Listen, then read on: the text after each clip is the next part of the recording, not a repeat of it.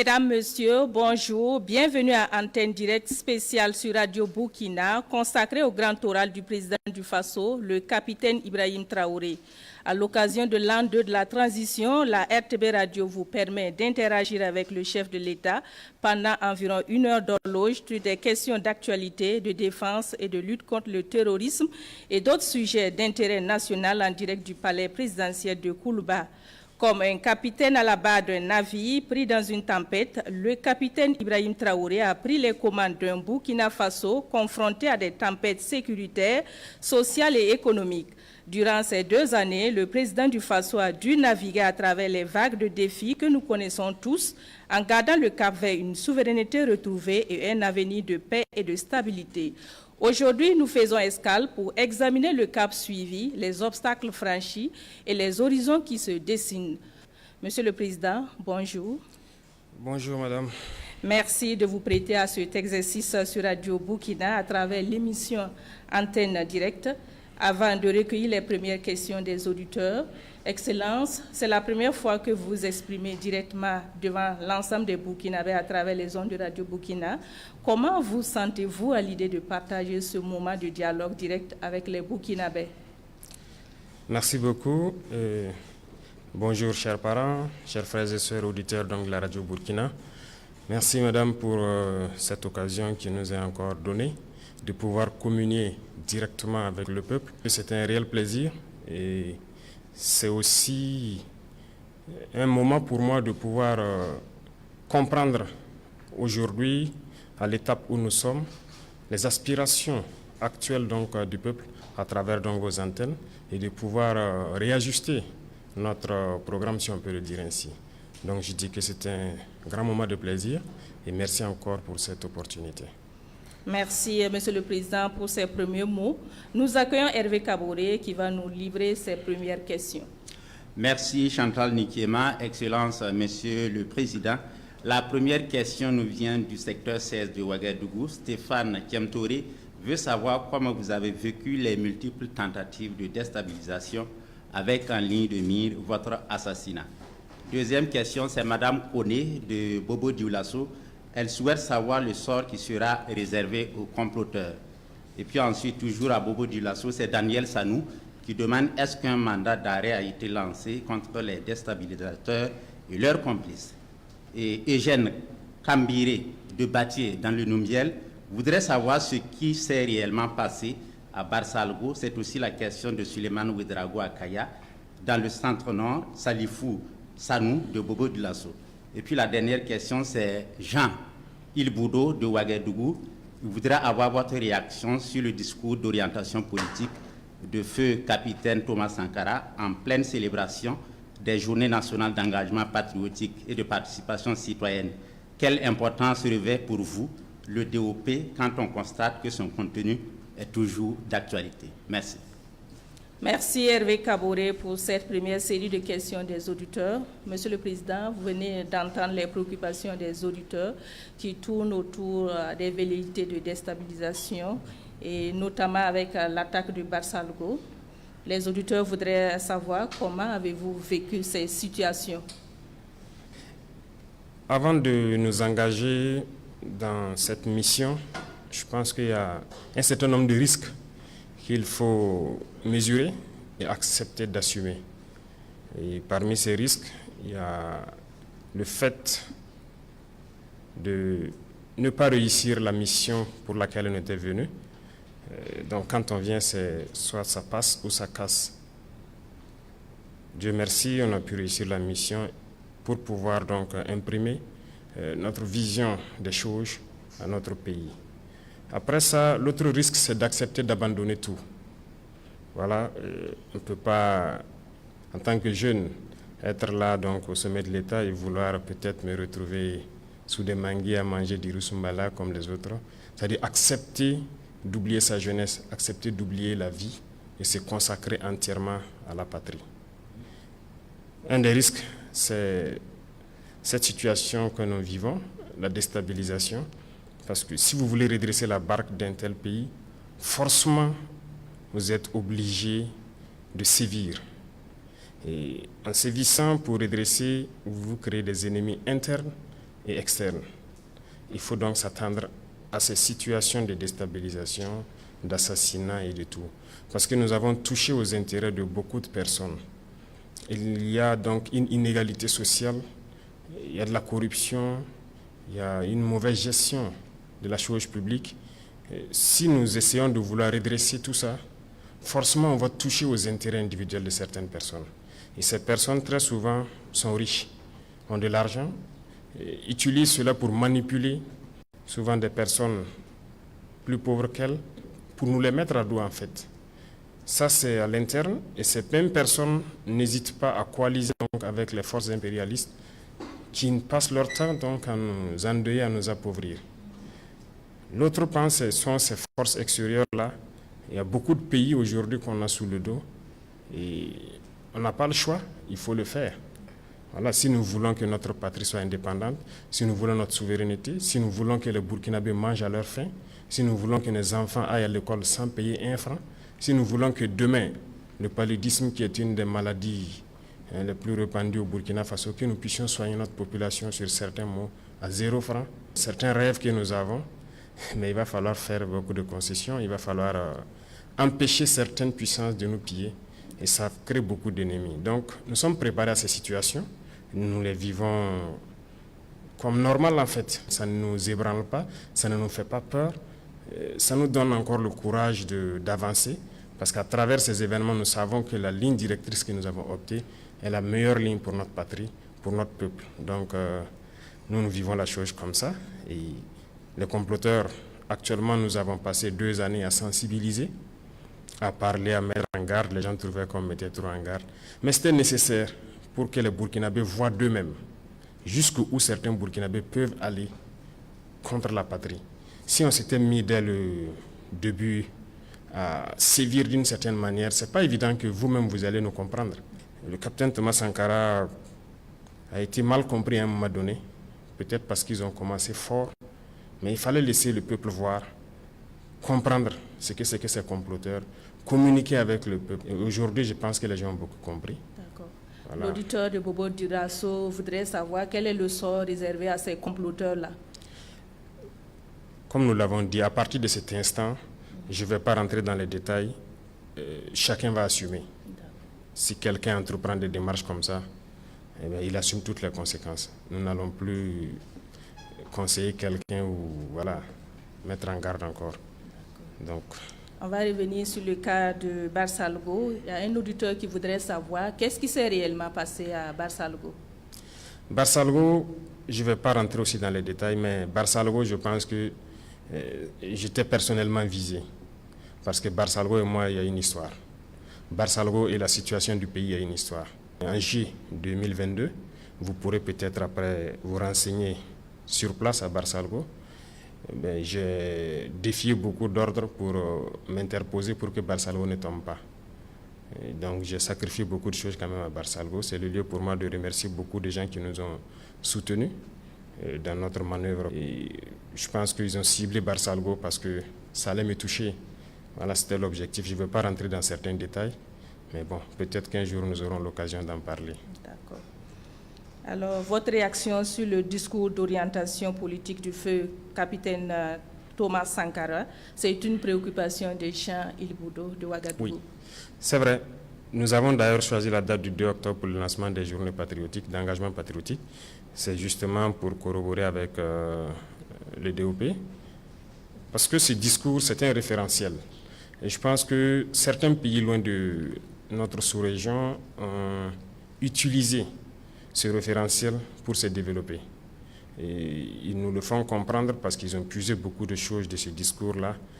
C'est d'actualité, nous nous en inspirons et nous adaptons au contexte aussi.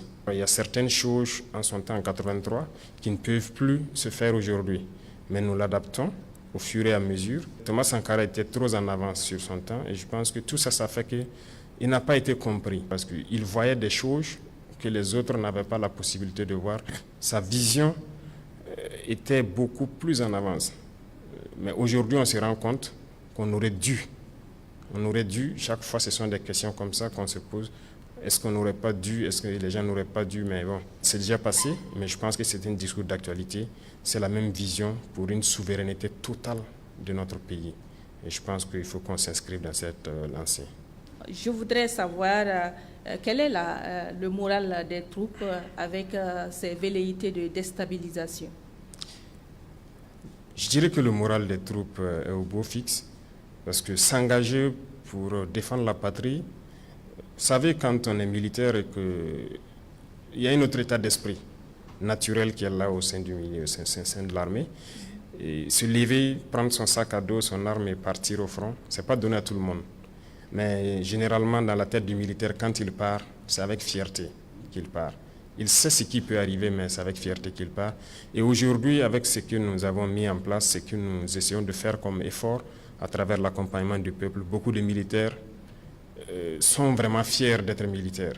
Voilà pourquoi ils se donnent corps et âme. Et avec tout l'accompagnement que le peuple aussi fait à leur endroit, je pense que ça ne peut que booster le moral.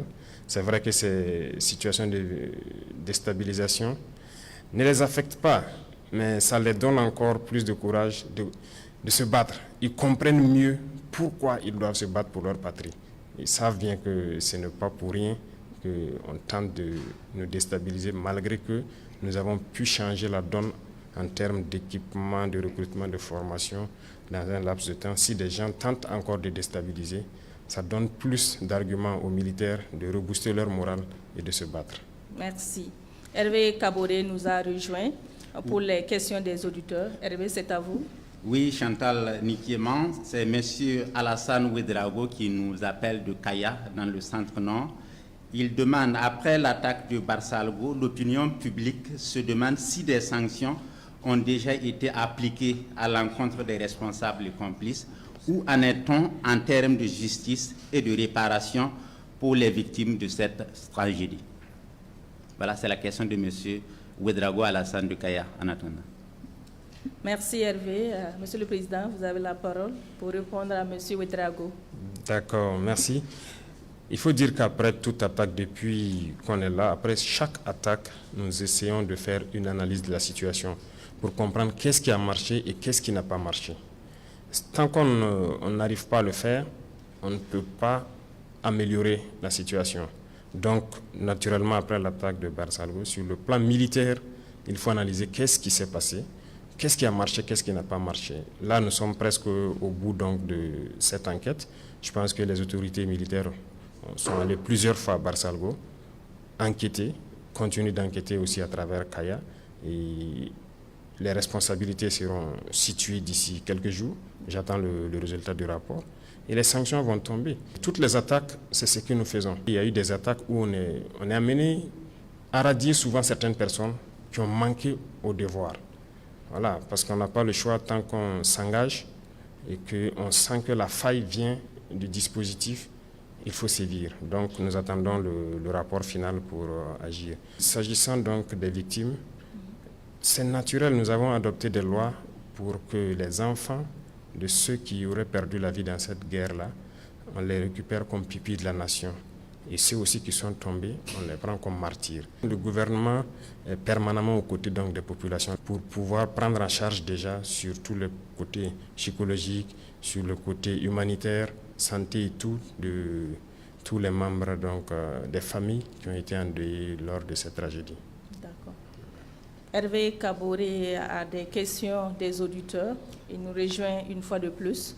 Oui, Chantal Nikéman, les auditeurs ont encore envoyé des questions d'actualité. C'est M. Thomas Kafando de Zignari. En rapport avec le mois du consommant local, il demande quelles sont les stratégies pour un développement endogène basé sur les produits made in Burkina.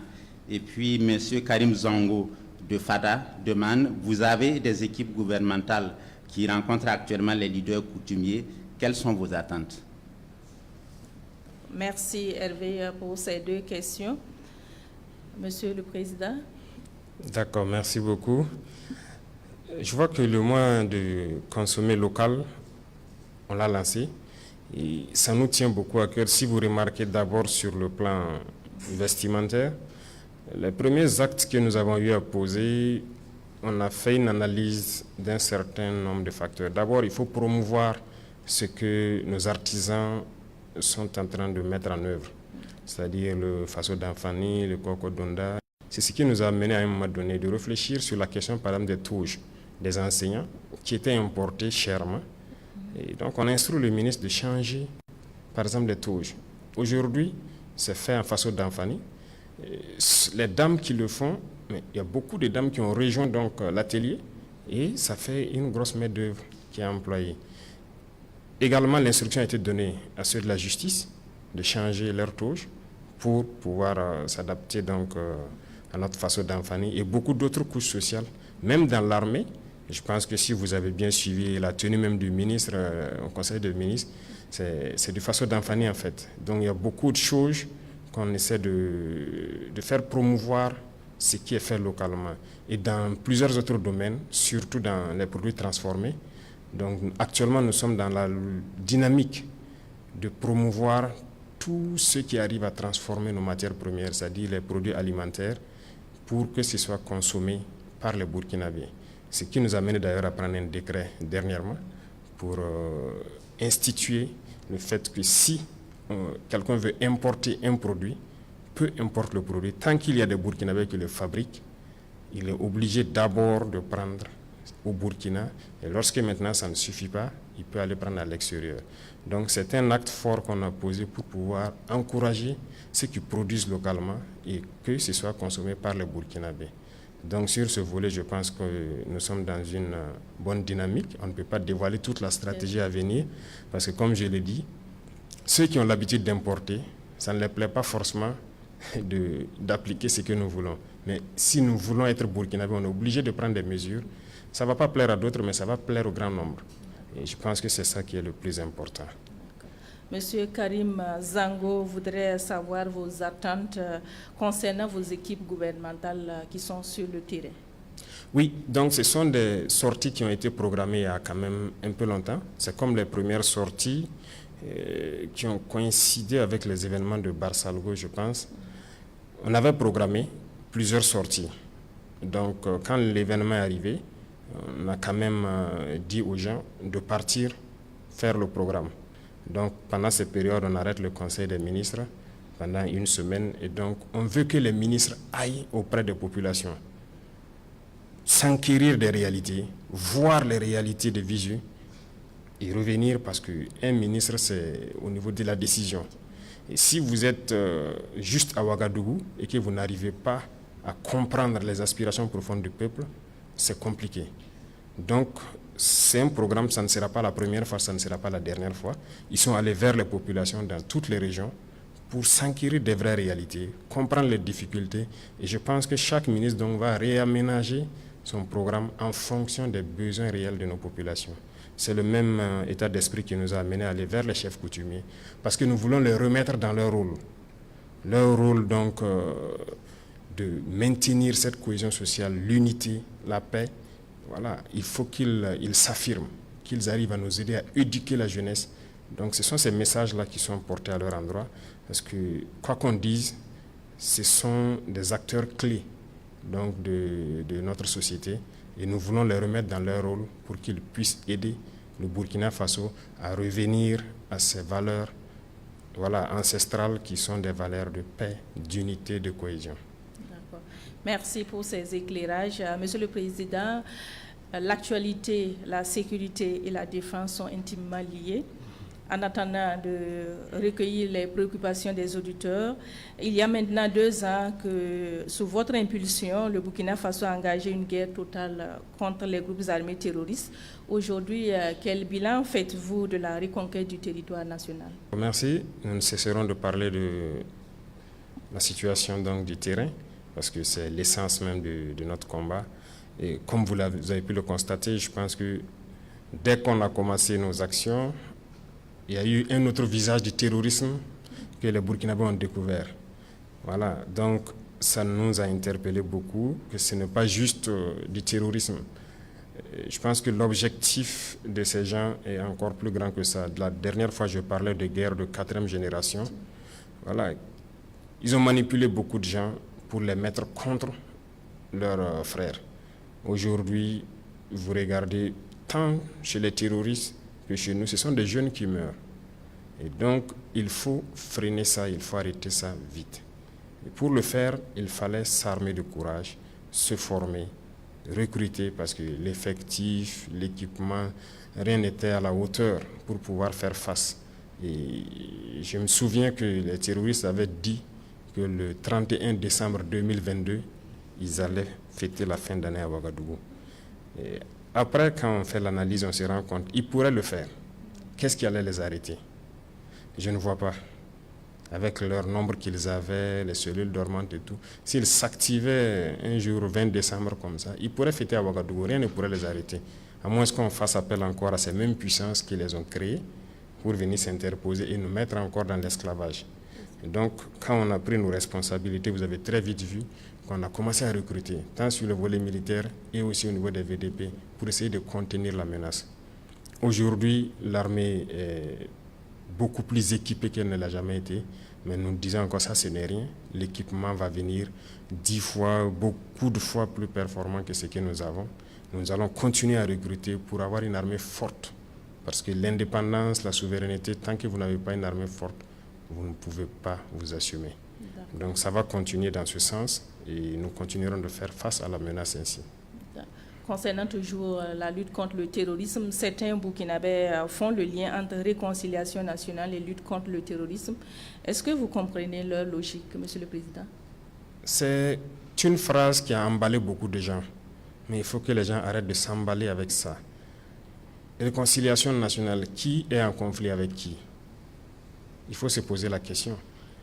Nous sommes en conflit avec des bandits armés qui tuent sans distinction. Nous ne voulons pas nous réconcilier avec eux. Si c'est ça que les gens appellent réconciliation, nous ne voulons pas cette réconciliation-là. Soit ils arrêtent, ils déposent leurs armes, ils reviennent à la République, mais nous ne pouvons pas laisser des gens en train de nous tuer et nous asseoir parler de réconciliation. Non, nous allons combattre. Nous allons combattre jusqu'à ce qu'ils soulèvent eux-mêmes le drapeau blanc et venir. Et on verra. Donc, ce sont des termes que souvent certains emploient sans même savoir de quoi il s'agit. Nous recevons des correspondances dans ce sens aussi.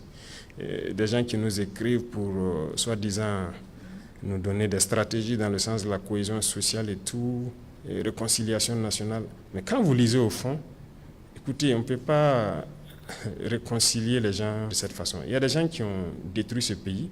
S'ils ont des problèmes en justice ou des problèmes avec la société, mais il faut résoudre ce problème. Il faut que les personnes reconnaissent, peut-être payent ce qu'ils ont fait, ou ce qu'ils ont pillé et tout.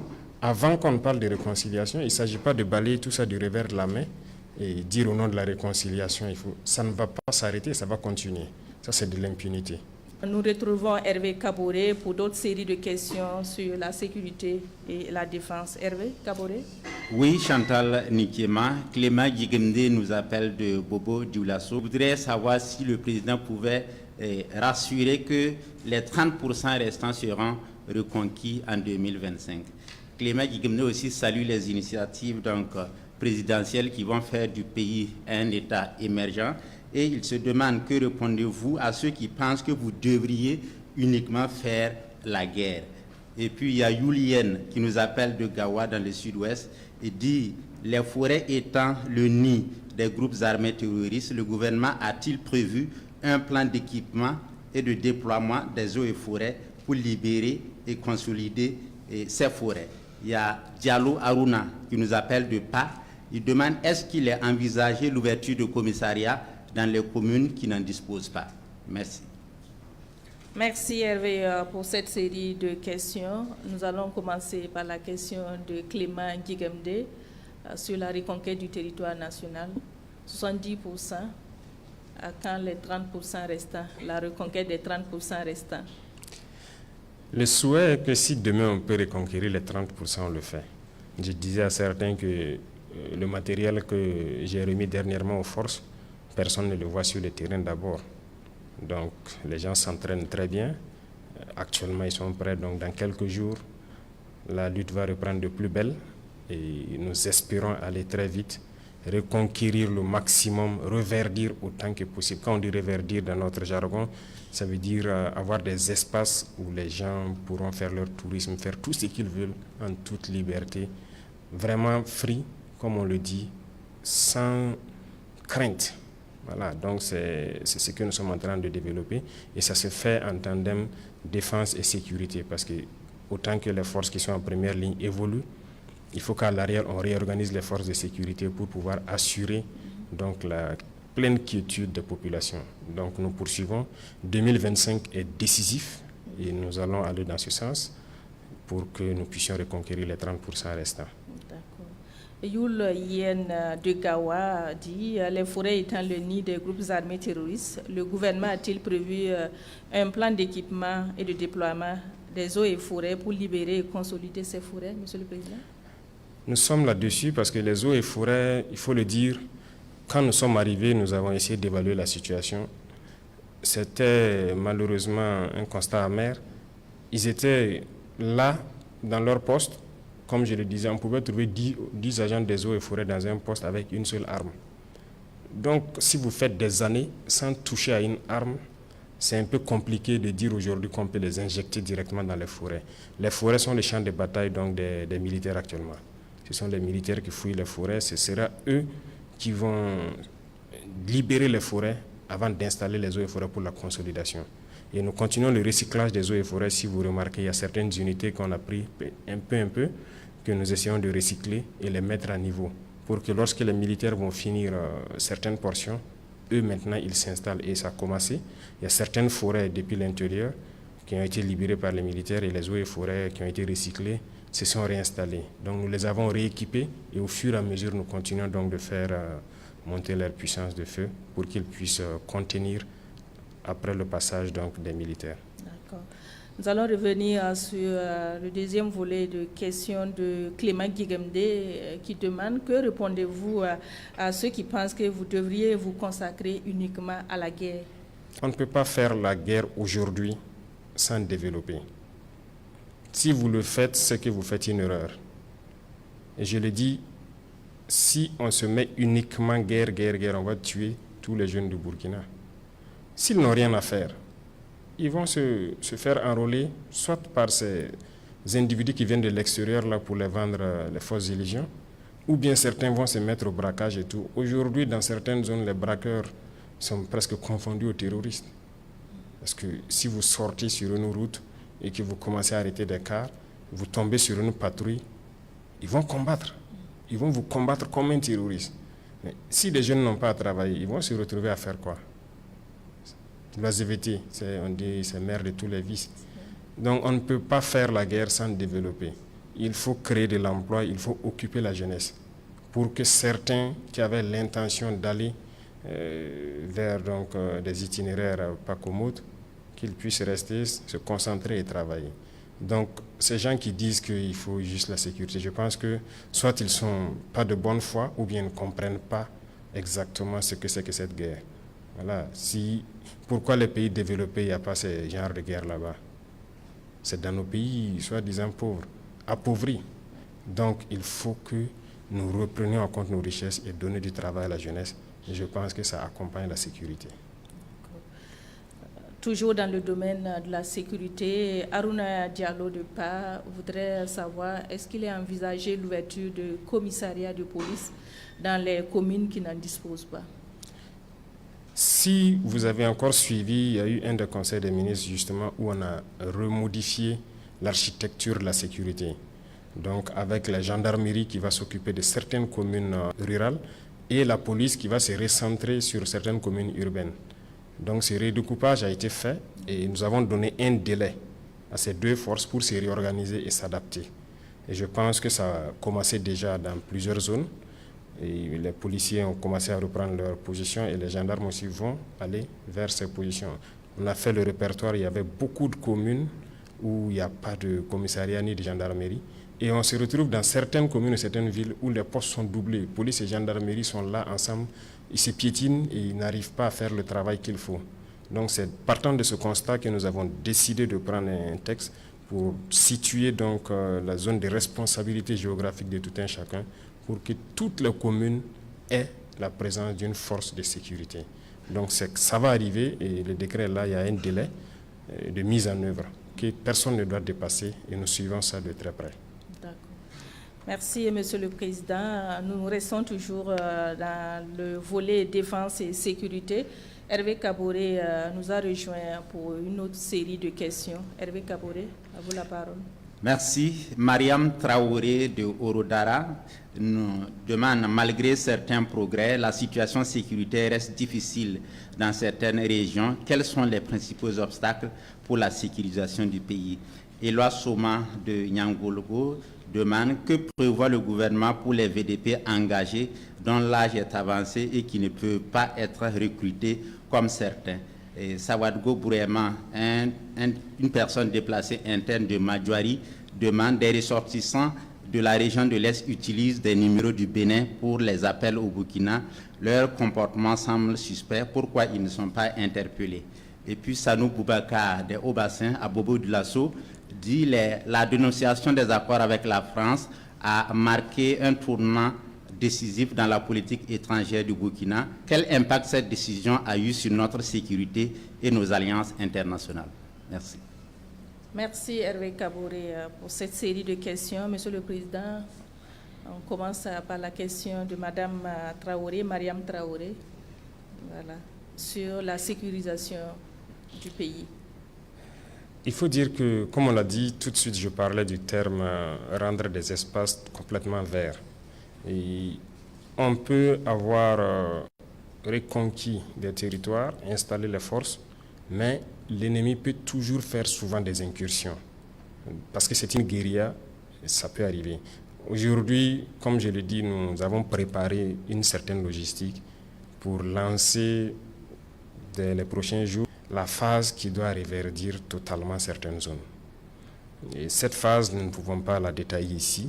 Ça sera de grands travaux, certainement. Les zones que nous avons reconquises et qui connaissent des incursions, c'est juste une question de temps. Nous allons reverdir ces zones-là pour que les gens ne puissent plus faire d'incursions.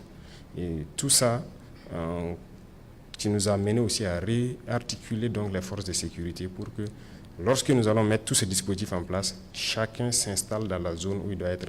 Et lorsque eux ils sont là, le renseignement et avec les VDP qui sont sur place doit permettre d'empêcher toute incursion.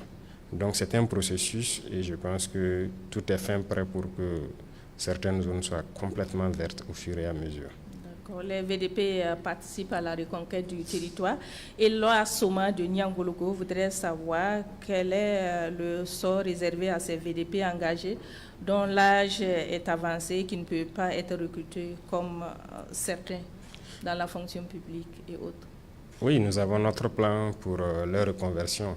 C'est comme les militaires aussi qui arrivent donc à la retraite. Et si vous remarquez, avec l'initiative présidentielle pour l'autosuffisance alimentaire, nous avons lancé un programme déjà dans l'armée, il y a des reportages là-dessus, pour apprendre à certains militaires qui ont un certain âge à se reconvertir petit à petit à l'agriculture, à l'élevage ou à certains métiers de leur choix. Voilà, parce qu'il y a aussi des gens qui font des spécialités, par exemple des gens qui ont fait le génie, et ils peuvent être dans d'autres entreprises pour exprimer toujours leur potentialité là-bas. Donc ça sera la même chose pour les VDP. Déjà, quand je suis passé une fois à Bagré, j'ai échangé avec des VDP là-bas où j'ai vu qu'il y avait beaucoup de personnes âgées qui ne pouvaient pas être recrutées et qui avaient déjà demandé à avoir des terres au bord de certains points d'eau pour l'agriculture. Donc nous avons instruit donc la BVDP pour mettre tout en œuvre pour que ces gens-là puissent s'installer et produire. Donc nous encourageons donc les VDP à ça aussi, ce qui a mené dans certains points, si vous remarquez, ils font la guerre et ils produisent en même temps. C'est en même temps une formation et nous voudrons, lorsqu'on veut les désengager, qu'on puisse les accompagner à s'installer dans leur domaine de prédilection pour continuer donc leur effort de contribution donc, au développement du Burkina Faso. Sawadgo Bourema de Madjouari, dans l'est du Burkina, voilà, il nous informe que des ressortissants de la région de l'est utilisent des numéros du Bénin pour les appels au Burkina. Leur comportement est suspect. Pourquoi ne sont-ils pas interpellés? Merci à l'auditeur. En fait, la complicité aussi est très grande, comme il a dit. Et ça rend déjà très difficile le combat, mais nous prenons la complicité en compte comme une difficulté. et nous arrivons à la surmonter. La zone de Madjoari, comme il a dit, certaines zones à l'est ne sont pas accessibles. Ça fait partie des 30% donc, du territoire que nous devons reconquérir.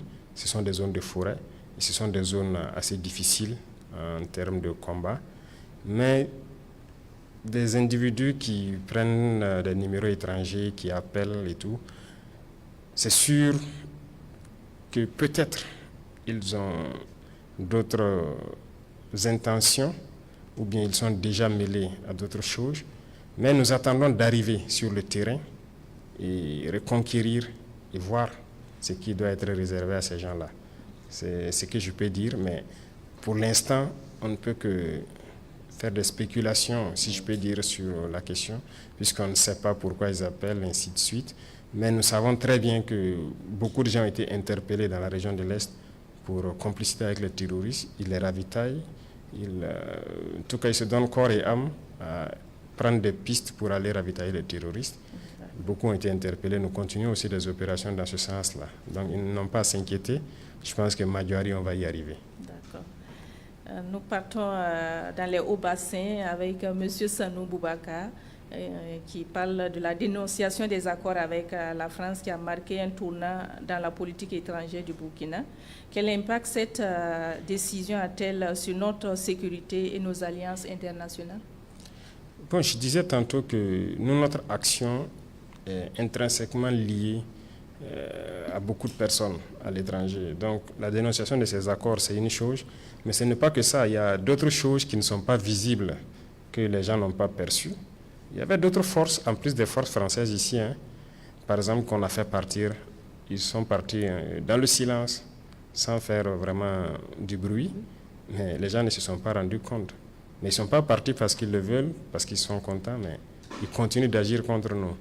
Je prends par exemple, on parle des accords avec la France. Il y avait des permis miniers ici qui avaient été donnés à des puissances aussi qui refusent carrément même de nous accompagner et tout.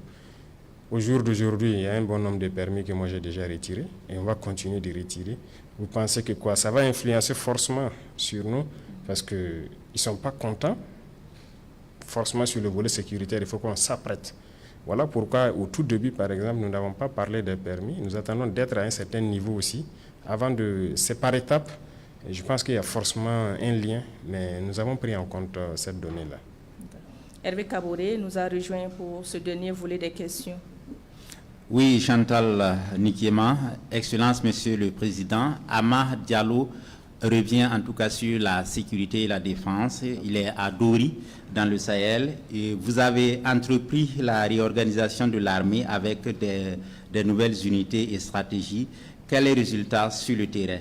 Maïmouna Ouedraogo nous appelle de Bitou, dans le centre-est. Elle dit « La situation humanitaire est également préoccupante. Et quelles stratégies sont en cours pour assurer la protection et le retour des déplacés dans leur localité d'origine? » Ouedraogo Moumouni est déplacé à Manektaba, à Tikari, et demande qu'est-ce qui est fait, justement comme Madame Ouedraogo de Bitou, qu'est-ce qui est fait pour accélérer le retour des déplacés dans leur village d'origine.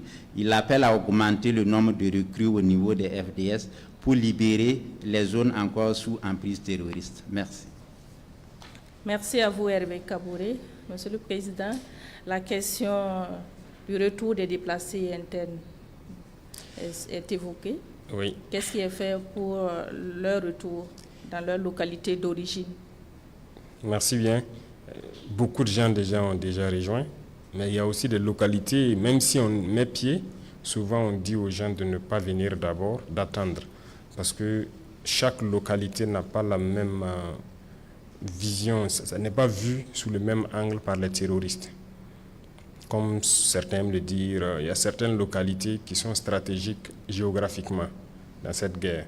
Donc il y a des zones où peut-être les forces ont reconquis il y a peut-être quelques mois, mais ils n'ont pas permis à ce que les populations reviennent. Il y a un travail qu'ils font. Après, ils reviennent vers l'arrière et disent aux populations de les suivre pour les installer maintenant. Donc, ceux qui se sont déjà installés ont pu passer donc, la saison sans problème, plus ou moins en sécurité. Il y a des zones qu'on va réinstaller à la sortie de la saison. Et on sait que c'est suivi donc de situations humanitaires forcément s'ils n'ont pas pu cultiver, mais des mesures sont prises pour pouvoir les accompagner jusqu'à la saison prochaine. Et pourquoi pas, si on peut faire certaines choses avant la saison, notamment des fourrages et autres, pour les permettre d'avoir de l'activité, tout est pris en compte. Et je pense que le ministère de l'Action humanitaire fait le point permanemment chaque semaine qu'elle m'envoie sur ceux qui se sont retournés, quelle prise en charge, ceux qui doivent se retourner, qu'est-ce qui est prévu pour leur prise en charge. Il y a des moments où je peux intervenir et réajuster certaines choses en fonction des différentes zones. Et je vois qu'il y a une dame qui a parlé de Bitou. Bitou, par exemple, bon, les gens sont là. Je ne sais pas s'il y a un déplacé de Bitou qui est ailleurs, mais il y a certains villages, peut-être dans le centre-est, qui restent à être installés, mais il y a un travail qu'il faut faire autour de certaines forêts avant de les permettre de s'installer. Certes, les forces sont là, les VDP sont là, mais on les a dit de ne pas s'installer pour l'instant parce qu'on n'a pas terminé le travail. D'accord. Vous l'avez déjà souligné, le nombre de recrues. Moumouni Ouedraogo, c'est un PDI. Lui vous appelle encore à augmenter le nombre de recrues de FDS pour libérer les zones encore sous emprise terroriste. Oui, nous sommes en train de recruter. Sur les 2 années, je pense qu'on est à plus de 30 000 personnes recrutées presque dans l'armée seulement. Et les autres forces aussi ont recruté. Nous avons doublé, sinon même plus, la masse de forces donc, au niveau de l'armée des terres pour pouvoir faire face. Mais nous partons aussi à un rythme un peu lent parce qu'il y a beaucoup de choses qu'il faut autour du recrutement. Si vous remarquez, nous avons recruté en temps 5 000, après on est passé à 10 000, aujourd'hui nous sommes à presque 15 000, parce que la formation, il ne faut pas la bâcler. Et c'est l'occasion donc de remercier donc, certains pays, donc, notamment les pays de l'AES, qui nous ont donné un coup de main au départ. Le Niger, nous avons envoyé des troupes au Niger formées pour revenir s'installer. Nous avons envoyé des troupes au Mali formées. Nous en avons envoyé donc au Togo.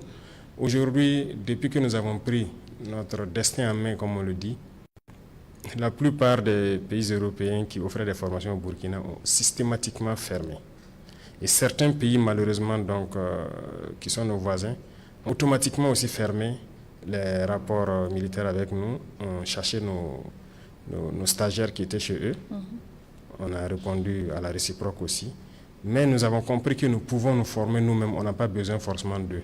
Parce que la formation, c'est une question d'expérience dans la guerre et on réadapte en prenant en compte certains paramètres pour les nouvelles recrues. Donc, nous partons à un rythme qui peut paraître là à leurs yeux. Il faut recruter beaucoup, mais nous voulons aussi bien les former, bien les équiper pour qu'ils puissent être efficaces sur le terrain parce que la menace grandit. D'accord. Justement, la réorganisation de l'armée revient. C'est une question de Amad Diallo de Dori. Et il demande quels résultats sur le terrain avec cette stratégie. Mais si on n'avait pas réorganisé et créé des unités organiques, on ne pourrait pas tenir. Ce n'est pas possible. Parce que comme ils l'ont dit, dès qu'on a pris notre virage, vous avez vu que l'intensité des combats est montée d'un cran. Et il fallait s'adapter automatiquement. Et chez nous, dans l'armée, quand on dit une unité, ce sont des gens qui vivent ensemble, qui se connaissent et qui combattent ensemble. Et quand il y a des situations, ils sont prêts à tous mourir ensemble, mais ils ne peuvent pas avoir certains comportements. Depuis longtemps, nous ne combattons pas en unité. Voilà, nous on aime dire dans notre jargon, c'est des cotisations. Chaque corps envoie quelques soldats, on les rassemble, on part les déposer quelque part. Ce n'est toujours pas fini. Il y a certaines positions toujours qui sont dans cette configuration. Et c'est difficile de combattre comme ça. Vous partez, vous retrouvez sur le terrain, vous ne vous connaissez pas bien. Vous n'êtes pas habitué, vous ne connaissez même pas son nom. On vous attaque. Vous n'avez pas confiance en lui. Comme une équipe de football. Ouais. Si on se met à rassembler des gens qui ne se sont jamais vus, qui ne se connaissent pas, bon, c'est très difficile. Et tous nos détachements étaient comme ça. Nos unités, c'était comme ça. Et donc, nous avons rapidement compris ça, qu'il faut changer, parce que nous-mêmes, nous avons fait ça. Moi, j'ai été sur le terrain avec des hommes que je ne connais pas. Et je vous dis que vous êtes bleu, vous sortez, vous arrivez, vous ne savez pas quoi faire. Voilà. Vous ne savez pas qui est qui, souvent même, c'est très compliqué. Donc aujourd'hui, nous avons des unités organiques qui ont permis de contenir la situation. Nous avons créé beaucoup de BIR Et au niveau de la police, nous avons réorganisé en Goumi. Ils en ont plus d'une dizaine qui ont pu contenir la situation dans certaines zones. Au niveau de la gendarmerie, c'est les esprits qu'ils ont créés, il y en a 3 je pense, qui aussi assurent la sécurité sur certains axes stratégiques. Donc nous allons continuer à créer des unités organiques. L'armée de terre actuellement est en train de se réorganiser pour mettre fin dans un délai donné à ces détachements où il y a des cotisations. Donc pour avoir des unités organiques. Et nous allons continuer dans ce sens-là. Là, nous aurons une armée bien structurée, bien organisée et des unités dignes de ce nom. Monsieur le Président, comment se fait aujourd'hui la coordination de la lutte contre le terrorisme au sein de l'espace AES au regard des attaques qui se multiplient dans l'espace AES?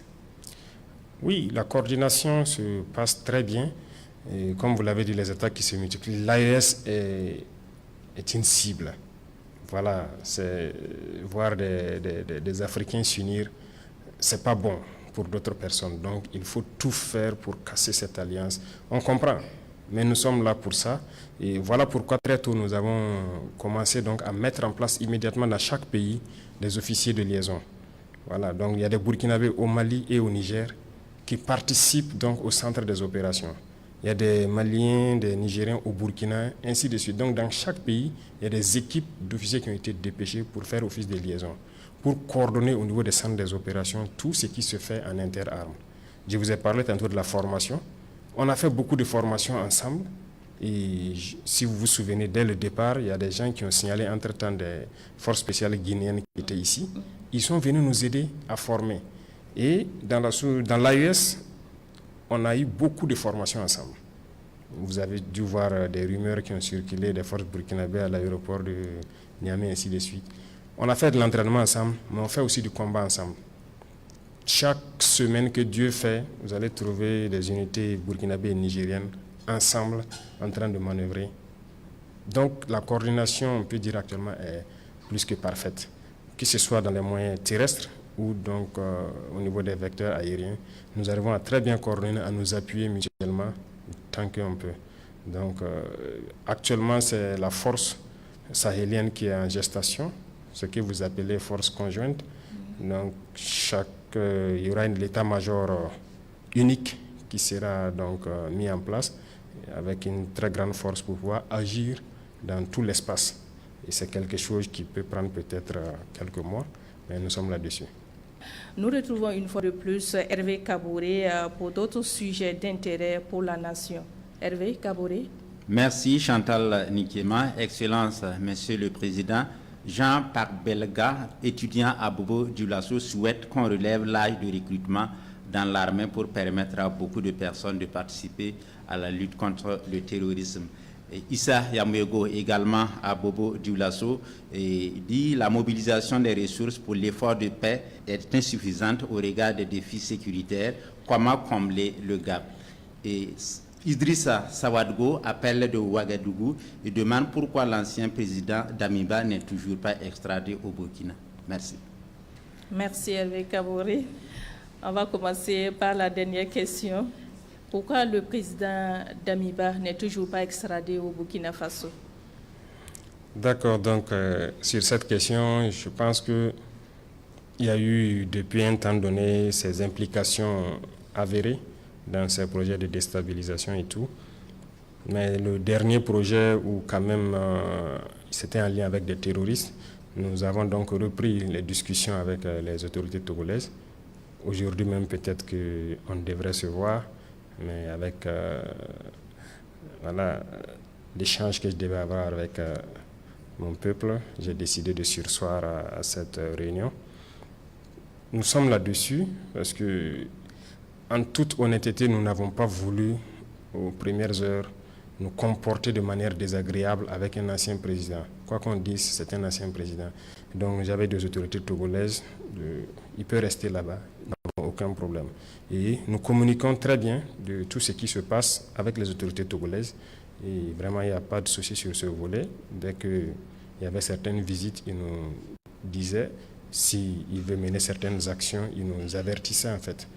Et actuellement, je pense qu'eux aussi doivent être choqués et surpris de découvrir ce qu'il y a. Nous sommes parlé déjà au téléphone mais on ne peut pas parler au téléphone de sujets assez sensibles. Nous devons nous voir physiquement pour parler d'un certain nombre de sujets et une fois qu'on le fera, donc, vous serez donc situé sur cette question. Donc vous rassurez l'opinion publique et très prochainement, il sera extradé au Burkina. Je ne rassure pas, j'espère. D'accord. Voilà. Si je dis je rassure, j'aurais peut-être menti si ce n'est pas fait. Je préfère vous dire que j'espère. D'accord. On va répondre à la question de M. Pac Belgage, qui souhaite qu'on relève l'âge de recrutement des FDS pour permettre à beaucoup de personnes de participer à la lutte contre le terrorisme. Je pense qu'on a déjà relevé. Hein. Si on doit relever trop, ils n'auront pas trop de temps d'activité. L'année passée, quand nous sommes passés à Fada, à l'université, des étudiants ont exprimé justement ça. On venait de lancer le concours de la gendarmerie, je pense. Immédiatement, j'ai instruit de relever, de reprendre le communiqué et relever donc l'âge de 2 ans, je pense. Ça a été fait. Et actuellement, cette année, nous sommes allés jusqu'à 35 ans. Hein. 34 ou 35 ans pour les soldats. L'académie aussi, on avait lancé avec un âge un peu restreint, mais ils ont refait le communiqué et rehaussé le niveau. Voilà, l'âge encore. Donc, je pense que là où nous sommes, au niveau où nous sommes, c'est pas mal quand même. Si on rehausse trop, on va recruter des personnes qui ne seront pas forcément aptes physiquement à suivre le rythme de la formation.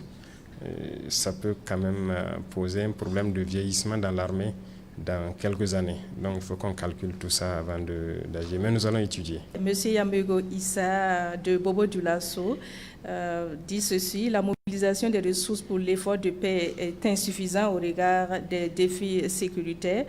Comment combler ce gap? Le défi sécuritaire est énorme. La mobilisation, on peut dire insuffisante, mais déjà ça permet de faire certaines choses. Il y a certains partenaires qui ont accepté de nous accompagner aussi, il faut le dire, dans l'acquisition d'équipements. Mais on verra, nous sommes sur certaines questions, mais nous espérons réunir un certain nombre d'arguments pour le porter au peuple, et ce sera au peuple de décider si on peut faire autre chose pour mobiliser ou pas. Parce qu'aujourd'hui, depuis que nous sommes là, vous n'allez jamais aller quelque part pour vouloir même, ne serait-ce qu'un franc de prêt pour vous équiper et que vous allez avoir. Donc nous avons compris ça, nous avons effacé la question de crédit, de prêt dans nos questions d'équipement militaire. Et donc c'est le peuple qui contribue et nous essayons de faire ce que nous pouvons faire avec. Mais d'ici là, nous attendons certains équipements. Lorsqu'on va lancer la bataille, s'il y a nécessité d'accroître le rythme de la mobilisation, nous porterons les arguments donc à la connaissance du peuple et le peuple décidera de ce qui va se faire. Hervé Kabouré nous a rejoint pour des questions des auditeurs. Nous vous écoutons. Oui, Excellence, Monsieur le Président, Kadi Yaro de Poura demande si la mine d'or de Poura est dans l'agenda du gouvernement.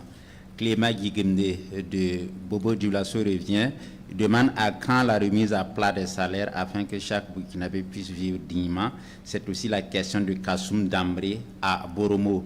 Il demande aussi quelles sont les mesures prises pour rendre la libre circulation dans l'espace AES sans raquette. Et Mathieu Bationo de Tenado dans le Sanguier demande pourquoi ne pas mettre en place dans chaque village une banque de céréales alimentée par les producteurs quand on sait que la Sonagest a montré ses limites. Moumouni Sawadego nous appelle de Lumbila et demande quelle est la suite à réserver au projet de désenclavement du lac Bam. Et Elifas Thiolé de Gawa dans le sud-ouest demande à quand la monnaie AES. Merci Hervé Kabouré pour cette série de questions. Monsieur le Président, on répond à la première question de Kadi Yaro qui nous a appelé de Poura. Il demande si la mine d'or de Poura est inscrite dans votre agenda. Merci. Il faut dire que toutes les mines d'or sont inscrites actuellement dans notre agenda parce que pour l'or, quand même, nous savons l'exploiter. Et c'est ce que je disais, je ne comprends pas pourquoi on sait exploiter l'or et qu'on doit donc laisser des multinationales venir exploiter notre or. Donc c'est dans ce sens que je dis qu'il y a des permis qu'on est en train de retirer et qu'on va le faire nous-mêmes. Donc la mine d'or de Poura fait partie de ces mines que nous comptons exploiter. L'APEC, si vous voyez, l'APEC a commencé dans la zone du sud-ouest avec sa première mine. Nous allons continuer aussi, autant qu'ils vont monter en puissance, à leur donner des permis pour qu'ils exploitent eux-mêmes. Et l'autre société La SOPAMIB est actuellement aussi opérationnelle. C'est à travers la SOPAMIB que nous avons donc payé les 2 mines Bungu et Wayon. D'autres mines seront donc dans le patrimoine de la SOPAMIB pour leur permettre aussi d'exploiter ces mines industrielles-là. Donc, pourra faire bien partie. D'accord. Clément Guigamde revient. À quand la remise à plat des salaires afin que chaque Burkinabé puisse vivre dignement? C'est aussi la question de Kassoum Damré à Boromo. Les inégalités sociales. Ouais. Beaucoup de gens donc réclament ça. Et je pense que c'est une question qu'on va devoir attaquer tôt ou tard. Quoi qu'on dise, il y aura des grincements des dents, comme on le dit, mais on est obligé de s'attaquer à ça à un moment donné pour que chacun puisse vivre dignement, comme ils le disent. Mais avant ça, nous avons voulu d'abord nous mettre un certain nombre de lignes, étudier et voir qu'est-ce qui peut être fait en général. Parce que, comme je dis, il faut comprendre ses forces d'abord, son potentiel. C'est ce que nous sommes en train de faire dans le secteur minier aujourd'hui. Et nous nous rendons compte que si on reprend possession de nos mines et que nous arrivons à baisser la température donc de cette guerre, peut-être qu'on n'aura pas besoin de remettre à plat, comme on le dit, diminuer des salaires. Nous allons voir comment peut-être remettre à niveau certains salaires. Mais pour l'instant, nous continuons d'observer la situation et nous espérons au cours de l'année 2025 faire une évaluation de nos dépenses militaires. Est-ce qu'il faut continuer à accroître les dépenses militaires en 2026 ou pas? Et aussi les mines qu'on va exploiter au cours de l'année 2025, qu'est-ce que ça nous a rapporté? Est-ce qu'avec ça, ça permet donc de rehausser le niveau de salaire de certains et équilibrer un peu? Parce que c'est vraiment disparate. Il y en a qui sont dans des salaires, je dirais, incommensurables par rapport à d'autres qui traînent vraiment les pas. Et nous comptons équilibrer la balance. Donc, ils peuvent se rassurer. Nous ne voulons pas faire forcément baisser le salaire de certains, mais nous allons voir en fonction de nos potentialités qu'est-ce qu'on peut faire pour mettre tout le monde au même niveau. D'accord. La question de l'AES revient. Quelles sont les mesures prises pour rendre la libre circulation dans l'AES sans raquette? Également, à quand la monnaie AES? Très bien, je pense que cette question de raquette est à l'ordre du jour. Des instructions fermes ont été données déjà au ministre de la Sécurité pour déjà commencer à sévir contre cette question de raquette. Il y a des dossiers qui sont actuellement en justice même sur certaines personnes. Les raquettes, ce ne sont pas de bons comportements. Surtout, malheureusement, ce sont des forces de sécurité qui le font. Ce n'est vraiment pas de bons comportements lorsque nous voulons aller dans l'Union, dans la Confédération. Et cette semaine, je pense que les experts des identifications de la sécurité sont réunis à Bamako. L'objectif, c'est d'harmoniser un certain nombre de documents de voyage, mais aussi d'identité. Et donc, il y aura une carte d'identité AES qui doit voir le jour. Et avec ça, ou le passeport AES, nous devrons pouvoir circuler librement sans raquette. Et nous mettrons aussi dans chaque pays un certain nombre de dispositions qui permettent aux usagers de rendre compte ou en tout cas de dénoncer les cas de raquettes. Déjà au Burkina Faso, nous avons pris beaucoup de mesures. Et actuellement, c'est en cours de mise en œuvre, notamment donc, le centre d'appel qui peut aussi être utilisé, les dénonciations qui peuvent être faites jusqu'à la présidence du Faso. Et nous avons mis en place le CRD qui doit sévir au-dessus de toutes les autres considérations de textes qui peuvent exister. Et le CORAG, comme on le dit actuellement, est instruit aussi d'enquêter sur toute forme de corruption, de raquettes ou de dossiers mal gérés. Ils sont là-dessus dans les jours à venir. Il y a des choses qui vont sortir. Les individus qui seront pris dans des situations comme ça puissent payer. Mathieu Bationo de Tinado, sujet, pourquoi pas ne pas mettre en place dans chaque village une banque de céréales alimentée par les producteurs? Oui, ça aussi c'est une bonne question. Je vois qu'il a même parlé de la SONAGES. La SONAGES avait beaucoup de difficultés. Nous avons changé donc la direction et actuellement j'ai instruit au ministre d'accroître le nombre de magasins SONAGES. Il est là-dessus, d'avoir ses camions à lui pour pouvoir transporter les céréales et les stocker parce que SONAGES fonctionnait sur des locations. On ne peut pas louer des magasins, louer des camions et vouloir être efficace. C'est compliqué. Et c'était un circuit, ça ne permettait pas d'être efficace. Donc voilà pourquoi actuellement ils ont entrepris de construire des entrepôts dans certaines zones et d'acquérir leurs propres camions pour pouvoir rapidement desservir. Il y a aussi l'APEC qui est sur la question, comme ce qu'ils appellent banque de céréales. En fait, ils sont en train de créer, donc ils ont ciblé déjà les premières zones. Je ne sais pas si les marchés sont déjà lancés ou pas. C'est pour justement avoir des centrales d'achat qu'on peut assimiler à des banques de céréales où les paysans vont venir donc vendre leurs céréales et ça pourrait être revendu à partir de là-bas et de façon très contrôlée. Parce qu'aujourd'hui, la spéculation est tellement forte que quand les gens partent au bord champ, ils imposent aux producteurs le prix qu'ils veulent. Ils sont obligés souvent de céder certaines céréales et ils reviennent augmenter les prix hors de contrôle et le revendent. Donc le producteur même se retrouve finalement sans rien au bout de plusieurs mois de labeur, de dur labeur. Donc nous avons pris ça en compte et l'APEC va aussi se mettre là-dessus pour créer dans plusieurs communes ces centrales d'achat-là et qui doit permettre de soulager beaucoup la population. Toujours dans le volet sécurité alimentaire, Moumouni Sawadgo de Lumbila demande quelle est la suite réservée au projet de désenclavement du lac Bam. Le ministre a été là-bas, je pense qu'il n'y a pas trop longtemps. Le ministre de l'Agriculture, il y a été. Il est venu me faire le point de situation et nous sommes là-dessus. Actuellement, il y a aussi les volets sécuritaires qui étaient aussi un facteur limitant. Je peux vous assurer qu'autour du lac, beaucoup de choses sont en train d'être faites. Et je pense que ceux qui sont sur le terrain là-bas à Kaya ou autour doivent pouvoir percevoir ces choses-là. On ne va pas tout dévoiler ici, mais nous sommes là-dessus parce qu'il faut réaménager le lac, pouvoir le rendre plus viable et que ça profite à beaucoup de personnes. Donc le projet est en cours, le ministère en tout cas, est à pied d'œuvre pour que ça puisse voir rapidement le jour. Merci pour ces éléments de réponse. Nous accueillons une fois de plus Hervé Kaboré pour les questions des auditeurs. Merci Chantal Nikéma, Excellence Monsieur le Président. Alassane Léné à Lankwe dans la Boucle du Monde demande pourquoi ne prend-on pas en charge tous les cancers à Bogodougou, et Madame Sarata Dakouré aussi souhaite que vous soyez très regardant sur l'initiative de prise en charge des cancers. Yulien Agawa demande que prévoit le gouvernement pour résoudre le problème sur la RN1 au niveau du pont de Eredougou qui connaît des débordements d'inondations chaque année. Et Damré Kassoum à Boromo demande quelle solution pour réduire le nombre de demandeurs d'emploi dans la fonction publique. Merci. Merci Hervé Kaboré.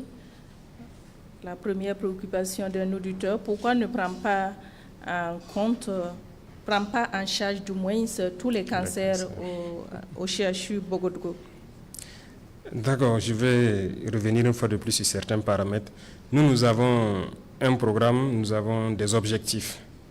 Et comme je disais sur le volet de l'éducation, l'objectif est que l'éducation soit gratuite au Burkina Faso. Nous ne pouvons pas dire exactement combien de temps ça va prendre. Comme je dis, on évalue nos potentiels, on essaie de faire certaines choses nous-mêmes et nous espérons pouvoir y arriver. La santé, c'est la même chose. Il y a certains maux que nous essayons donc de prendre en charge déjà. Si vous voyez dernièrement les cliniques mobiles, avant pour des cancers de sein, pour aller faire une mammographie et tout, les femmes déboursaient beaucoup d'argent, ce n'est même pas accessible à tout le monde. Aujourd'hui, on peut rendre grâce à Dieu, dans beaucoup de régions, c'est gratuit. Le centre donc, qui traite les cancers, c'est le seul qui est là actuellement. Le deuxième est en train d'être achevé à Bobo. Donc, la capacité d'accueil déjà ne permet pas à tout le monde de pouvoir venir. Secondo, on évalue. Avant, c'était fermé. Nous sommes venus et on a réouvert le centre, le remettre en état, ça fonctionne. Mais si on dit qu'on peut prendre tous les cancers gratuits, ça serait du mensonge, on ne pourra pas. Pour l'instant, on ne pourra pas. Voilà pourquoi nous avons choisi le cancer des enfants de moins de 15 ans, et donc le cancer des femmes col de l'utérus, le cancer du sein, et le cancer de prostate. Mais pour l'instant, on ne peut pas prendre tous les cancers en compte. Si on le dit, les gens vont affluer le service ne pourra pas être fait, on va encore dire que nous avons pris des mesures et que nous ne pouvons pas faire accompagner. Donc voilà pourquoi nous allons étape par étape, au fur et à mesure, voilà, beaucoup de choses peuvent être très bien au Burkina Faso. Julien revient avec une question de sécurité. Que prévoit le gouvernement pour résoudre le problème sur la RN numéro 1 au niveau du pont RN-Dougou? Et là où ça déborde chaque année, je pense qu'on est très interpellé cette année. L'année passée, ça a eu lieu, on a vu. Cette année, c'est quand même pendant de longues périodes où la route est restée bloquée. Le conseil des ministres passé, j'ai dit au ministre de l'Agriculture à travers l'ONBA, de passer donc, dès que les eaux vont baisser, et de nous faire une proposition. Nous avons envie de faire un très grand barrage, assez profond, en remontant vers Ouri. Ce sont les instructions que je l'ai données, pour qu'on ait une grosse retenue d'eau là-bas, avec une très grande digue. Et à ce niveau, j'ai dit de voir comment est-ce que, avec la nouvelle digue déjà, la voie même peut être une double voie. Parce que c'est une opportunité naturelle, où l'eau est stockée. On me parlait des possibilités donc, de réticence des populations installées dans la zone. J'ai dit, mais il faut aller communiquer avec eux et les faire comprendre que c'est pour leur propre bien. Si on a 1 milliard de mètres cubes de retenue là-bas, ça ne va profiter qu'aux populations autour. Donc, on est là-dessus, on attend juste que le niveau des eaux baisse et ils vont lancer les études, concertation avec les populations et voir comment on peut rapidement, à travers l'ONBA, faire un très grand barrage là-bas. Dambré Kassoum de Boromo demande quelle solution pour réduire le nombre de demandeurs d'emploi dans la fonction publique? Quelle solution? C'est ce que nous sommes en train de faire pour promouvoir d'autres types d'emplois. Lorsque nous encourageons la création des PME, les fonds, nous avons essayé de fusionner tout pour créer donc un fonds unique qui doit permettre de soutenir efficacement. Le FBDS, nous l'avons ravivé pour que les jeunes puissent entreprendre. Ça, c'est une chose. Deuxième chose, nous sommes en train de miser sur les activités de production, l'agriculture, l'élevage, parce qu'on importe beaucoup et on veut que les gens repartent vers la terre et qu'on les accompagne. Aujourd'hui, si vous voyez dans la plupart des zones où il y a des grands barrages, beaucoup de jeunes se sont mis à la pisciculture en cage flottante. J'ai vu les images à Bobo, à Samandeni. C'est carrément une industrie qui s'est mise en marche. Au sud-est, ça a commencé, et dans la zone de Swam, vers Koudougou. Donc, nous voulons ramener les jeunes beaucoup plus à la production, au lieu qu'on importe. Donc, il y a assez d'emplois qu'il faut créer à travers la production agricole. Je pense que c'est quelque chose qui n'était pas valorisé avant, mais nous sommes en train de tout faire pour que les jeunes reviennent à ces fondamentaux-là. Voilà, nous allons recueillir les dernières préoccupations des auditeurs avec vous, Hervé Kaboré. Excellence, Monsieur le Président, Awa Koulibaly de Bekoui, dans la boucle du Monde, dit plusieurs projets structurants ont été annoncés, notamment Faso Rail, l'Agence nationale de l'énergie nucléaire du Burkina et bien d'autres. Pouvez-vous nous donner les détails sur l'avancement de ces projets? Nikéma Emmanuel de Gogo, dans le centre-sud, demande les vivres coûtent cher. Qu'est-ce qui est fait pour réduire le prix et soulager les populations? Angéline Yago de Léo demande le projet de loi sur le changement de devise a été retiré de l'ALT. Qu'est-ce qui empêche le déroulement du processus? Marc Bago, c'est un étudiant en géographie à Koukouldi, il demande à quand la fin de la corruption au Burkina? Merci. Merci Hervé pour ces questions. Monsieur le Président, nous recevons de nombreuses questions des auditeurs. Awa Koulibaly de Bekoui voudrait avoir les détails des projets tels que Faso Rail. Oui, il y a beaucoup de projets qui sont initiés, il y a beaucoup de projets encore qui restent à venir. Faso Rail, c'est parti d'un constat. Nous voulons faire des rails, parce que les rails qui sont là ne sont pas du tout modernes. Voilà pourquoi vous avez des vieilles locomotives. Ce ne sont pas des rails aux normes internationales actuellement, en réalité. Donc nous voulons avoir des rails aux normes pour avoir des trains modernes. Ce qui nous a amené à prospecter un peu à travers le monde pour créer des lignes de rails. Mais on s'est rendu compte que le coût est très, très, très élevé. Les derniers dossiers que j'ai vus, les kilomètres de rails nous coûtaient entre 17 et 18 millions d'euros. Donc plus de 10 milliards. Vous faites 300 km de rails, vous êtes à plus de 3 000 milliards. Donc nous avons décidé, au lieu de faire ça, s'endetter pour ce genre de construction, nous préférons envoyer l'emploi au Burkina. Donc mettre en place l'usine carrément qui produit les rails et qui pose les rails. Et ce sont des Burkinabés qui vont être employés dedans. Donc c'est ce qui nous a amené à les prospecter et c'est en bonne voie. Nous sommes donc en train de, en phase de faire les contrats avec les partenaires qui veulent nous accompagner aussi avec ça pour l'implanter et produire nos rails. Là, quand même, on pourra desservir beaucoup de zones dans le pays. À quand la fin de la corruption au Burkina Faso? C'est une préoccupation de Marc Bago, étudiant à Koukouldi. La fin de la corruption.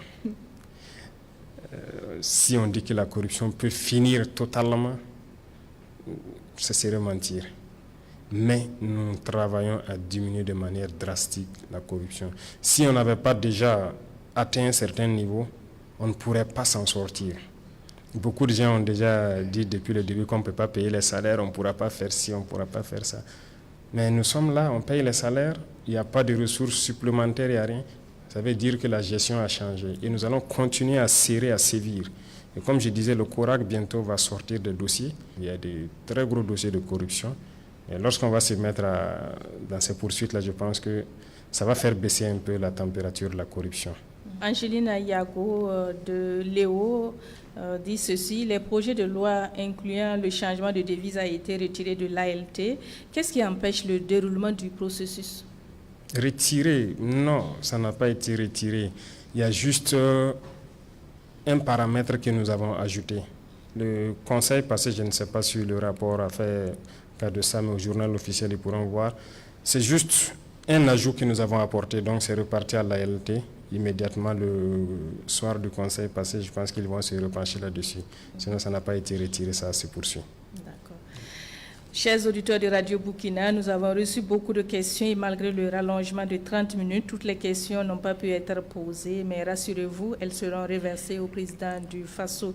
Monsieur le Président, avant de conclure, je souhaiterais vous inviter à adresser un mot à l'ensemble de nos auditeurs et aux travailleurs de Radio Burkina à l'approche du 65e anniversaire de cette radio, le 25 octobre prochain, une date symbolique pour ce média de service public, toujours proche des populations et engagé à les informer avec rigueur et professionnalisme.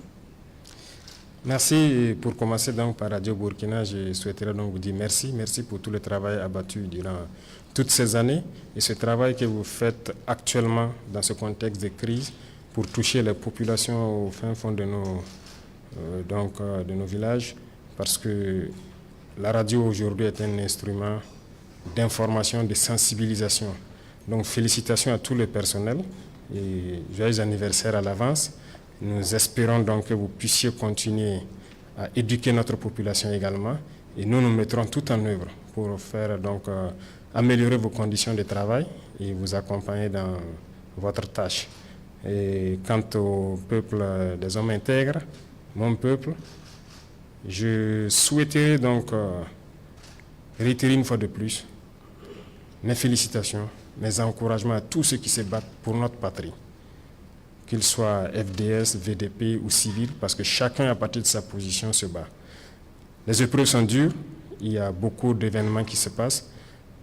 Se présenter les condoléances, c'est à nous-mêmes, parce que nous sommes tous frères et sœurs. Lorsqu'il y a un décès, ça nous affecte tous.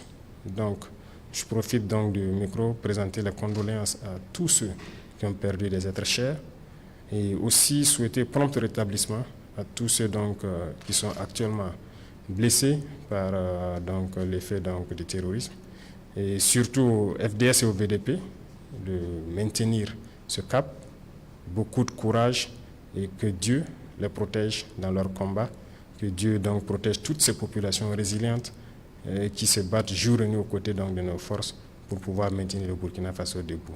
Amen. Merci à tous. Amen. Merci. Excellence, pour conclure, nous avons reçu des questions et des contributions d'auditeurs de toutes les régions du Burkina, des locuteurs de plusieurs langues nationales. Les auditeurs souhaiteraient entendre votre mot de fin dans l'une des langues nationales.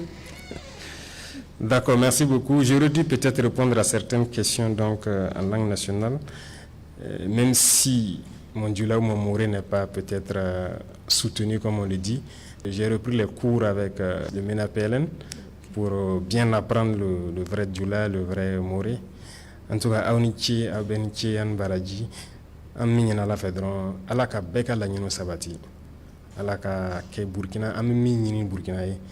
here men bangini Burkina ala kan nan here ala ka chini kena de bema ala kan hamina ko benno ya je veux dire sambisi mam pour ram fa barka munare muna kiti bebara muna kaw bebara muna kiti Burkina yi wala ton sandate. Donc, pour merci pour le soutien à tous. Merci. Nous arrivons ainsi au terme de cette émission spéciale Antenne Directe. Merci au président du FASO, le capitaine Ibrahim Traoré, pour avoir pris le temps de répondre aux différentes questions et préoccupations soulevées au cours de cette émission. À l'issue de ces 2 ans de transition, le navire Burkina Faso continue de naviguer dans des eaux tumultueuses, certes, mais avec une direction affirmée. Si l'océan reste imprévisible, le capitaine Ibrahim Traoré et son équipage sont résolus à garder le cap, déterminés à conduire le pays vers des rivages plus sûrs. Merci à vous, Excellents, pour ces moments d'échange avec le peuple en direct sur les ondes de Radio Burkina. Merci à vous, fidèles auditeurs, pour votre participation active et vos questions pertinentes. Merci également à l'UNALPHA et aux radios partenaires qui ont relayé cette émission. Chers auditeurs, continuez de rester informés et engagés pour contribuer chacun à son niveau à l'édification de notre chère patrie. Vive le Burkina Faso.